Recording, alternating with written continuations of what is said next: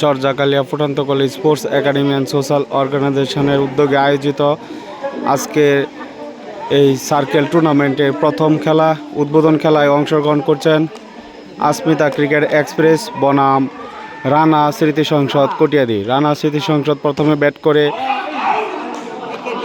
126 রানের টার্গেট দিয়েছে। 126 রানের টার্গেট নিয়ে আসমিতা ক্রিকেট এক্সপ্রেস ব্যাটিং করছেন 1 উইকেট হারিয়ে।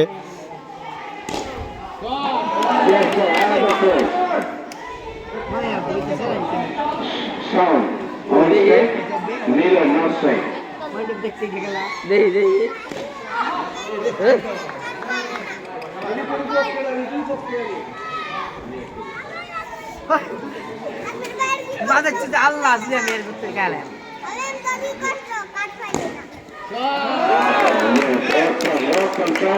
Really beautiful. Bangla Tiger.